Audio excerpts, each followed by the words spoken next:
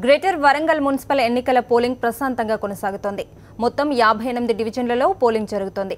ఎలాంటి అవాంఛనీయ ఘటనలు జరగకుండా అధికారులు పోలింగ్ కేంద్రాల వద్ద పటిష్ట భద్రతను ఏర్పాటు చేశారు. వరంగల్లో పోలింగ్ సరళిపై మరింత సమాచారాన్ని మా ప్రతినిధి శ్రీధర్ అందిస్తారు. వరంగల్ గ్రేటర్గా రూపాంతరించిన తర్వాత జరుగుతున్న తొలి ఎన్నికలు కావడంతో అందరూ కూడా ఆసక్తిగా ఎదురు చూస్తున్నారు. మొత్తానికి వరంగల్ గ్రేటర్ పరిధిలో 58 డివిజన్లు ఉన్నాయి. 6,44,098 ఓటర్స్ ఉన్నారు.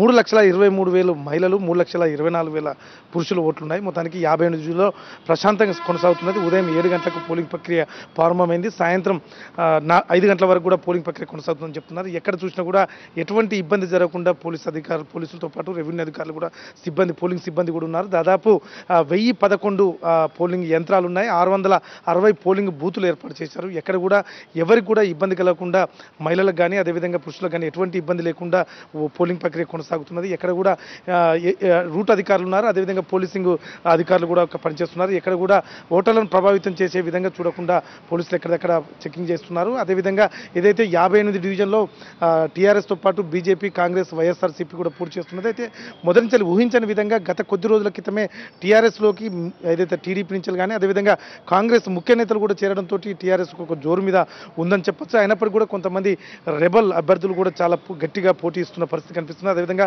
కాంగ్రెస్ పార్టీ చెందిన కొంతమంది కూడా నేతలు ఒకటే విషయం చెప్తున్నారు. గత రాత్రి ఏదైతే టీఆర్ఎస్ ప్రభావం గురి చేసింది, అదేవిధంగా పోలీసులు కూడా ఇబ్బందులకు గురి చేశారు మా నాయకులు అని చెప్పేసి వాళ్ళు ఆరోపిస్తున్నారు. అయితే పోలీస్ అధికారులు కానీ ఇటు పోలింగ్ సిబ్బంది కానీ ఎన్నికల కమిషన్ అధికారులు కూడా ఎటువంటి ప్రలోభాలకు లేకుండా ఒక మంచి నేతను ఎన్నుకోండి అని చెప్పేసి చెప్తున్నారు. అదేవిధంగా ఈసారి తొలిసారిగా నోటా కూడా పెట్టింది. ఎవరైతే పై అభ్యర్థులు నచ్చిన వారో నోటా కూడా వేయొచ్చని చెప్తున్నారు. అయితే 58 డివిజన్లో ప్రశాంతంగా పోలింగ్ ప్రక్రియ కొనసాగుతున్నది. వీడియో అమర్తో శ్రీధర్ రెడ్డి, సాక్షి టీవీ, వరంగల్.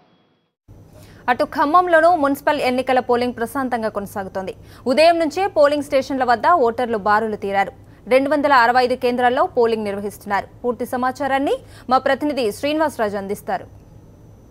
ఖమ్మం కార్పొరేషన్ ఎన్నికల్లో పోలింగ్ ప్రక్రియ ప్రశాంతంగా కొనసాగుతుంది. మొత్తం 2,65,700 మంది ఓటర్లు ఉన్నారు. వారికి కానీ 265 పోలింగ్ కేంద్రాలను ఏర్పాటు చేశారు. వీవీపీఏటీ యంత్రాలను కూడా 30 వీవీపీఏటీ యంత్రాలను కూడా ఇక్కడ ఏర్పాటు చేశారు. మొట్టమొదటిసారిగా ఒక ఓటరు ఓటు చేసిన తర్వాత తను ఏ పార్టీకి ఓటు చేశానో స్వయంగా పరిశీలించి చూసుకునే అవకాశం ఈ వీవీపీఏటీ యంత్రాల ద్వారా లభిస్తుంది.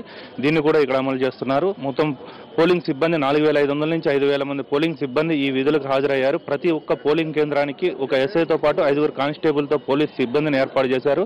మొత్తం పోలింగ్ సిబ్బంది మొత్తం కలిపి సుమారుగా 7,000 మంది ఈ ఎన్నికల్లో పాల్గొంటున్నారు. మొత్తం విధులు నిర్వర్తిస్తున్నారు.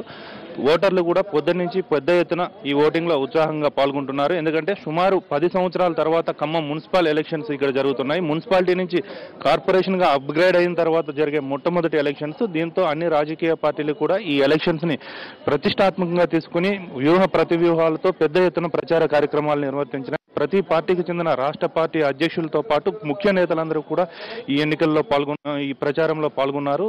మొత్తం అన్ని రాజకీయ పార్టీలు పూర్తి స్థానాల్లో పోటీ చేయనప్పటికీ కూడా, అంటే సిపిఎం పార్టీ ఒంటరిగా ఇక్కడ 40కి పైగా స్థానాలకు పోటీ చేసింది. సిపిఐ పార్టీ ఇక్కడ కాంగ్రెస్తో పొత్తు కుదుర్చుకుంది. ఎందుకంటే వామపక్షాలకు కంచుకోటగా ఉన్న ఈ ఖమ్మం జిల్లాలో మొట్టమొదటిసారిగా ఈ వామపక్షాలు తమ పట్టుని ప్రభావాన్ని కూడా ఇక్కడ కోల్పోయాయి.